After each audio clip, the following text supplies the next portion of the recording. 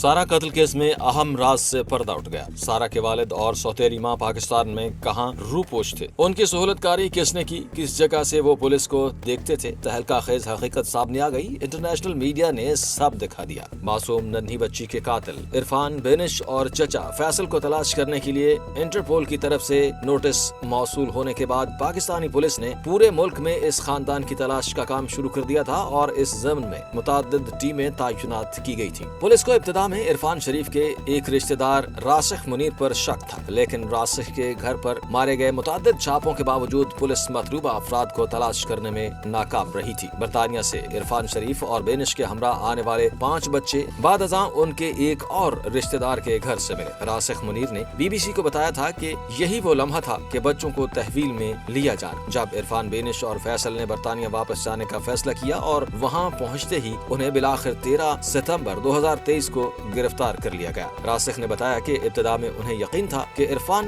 बेकसूर हैं और अपने बच्चों की हिफाजत की गरज से वो अपने खानदान को पाकिस्तान लाए हैं। रासिख ने ये भी बताया कि कैसे एक रात जब पुलिस ने उनके घर पर इरफान और उनके अहले खाना की तलाश के लिए छापा मारा तो ये अफराद पुलिस से बचने के लिए करीब वाक़े मकई के खेत में छुपे रहे। एक रिश्तेदार के घर से इरफान और बेनिश के 5 बच्चे बरामद हुए। बरामद होने के कुछ देर के बाद BBC की टीम ने इसी इलाके में सारा के दादा से बातचीत की थी। रासिख ने हमें बताया कि जिस जगह हम सारा के दादा से बात कर रहे थे, इससे कुछ ही गज के फासले पर इरफान बेनिश और फैसल एक पड़ोसी के घर में रूपोश थे। इंटरनेशनल मीडिया चैनल BBC ने इस पर एक पूरी इन्वेस्टिगेटिव रिपोर्ट बनाई है, अपनी टीम भेजी और इस टीम ने एक एक चीज बताई कि उनके साथ क्या वाकया पेश आया। टीम के मुताबिक हम पंजाब के जिला सियालकोट के उस मुजाफाती कस्बे में रासिख मुनीर से मिले थे जो चावल के खेतों और मकई के फसलों से घिरा हुआ है। उनके घर के गेट के ऊपर खारदार तारें लगी हुई हैं और यहाँ ऊपर एक सिक्योरिटी कैमरा भी नस्ब है। जब वो घर से बाहर निकले तो उन्होंने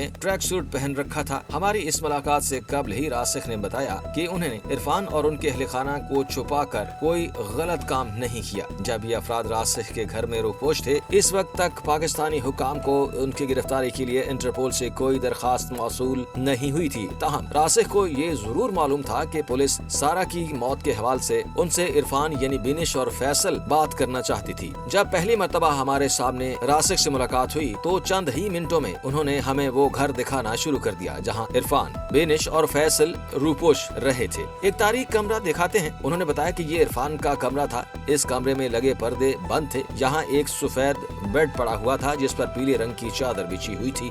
वो इरफान और फैसल यहाँ सोते थे। एक सुर्ख प्लास्टिक की मेज की तरफ इशारा करते हुए रासिख ने बताया कि वो इस मेज को खाना खाने के लिए इस्तेमाल करते थे। यहाँ मौजूद एक नीले रंग के सोफे की तरफ इशारा करते हुए रासिख ने बताया कि इरफान, बेनिश और फैसल यहाँ बैठकर वकील से राब्ता करते थे और इस बात पर बहस करते थे कि उन्हें बरतानिया में पुलिस से कैसे बात करनी चाहिए। टीम ने बताया कि उसके बाद हम घर की छत पर चढ़ गए। नीचे नजर आने वाले खुले मैदानों की तरफ इशारा करते हुए रासिख ने कहा, इस छत से आप चारों अतराफ नजर रख सकते हैं। चंद एक मंजिला घरों और इमारतों और चंद एक दरख्तों के साथ मरकजी सड़क तक का मंजर यहाँ से वाज़े नजर आ रहा था। रासिख ने हमें बताया कि पुलिस कई मौके पर रात की तारीकी में उनके घर इरफान और उनके अहले खाना की तलाश में आई। उन्होंने बताया कि कैसे इरफान और उनके अहले खाना पुलिस के इस नौयत के छापों के दौरान घर से चंद मीटर दूर मकई के घने खेत में छुप जाते थे और वो भी घुप अंधेरे और इंतहाई गर्म मरतूब मौसम में।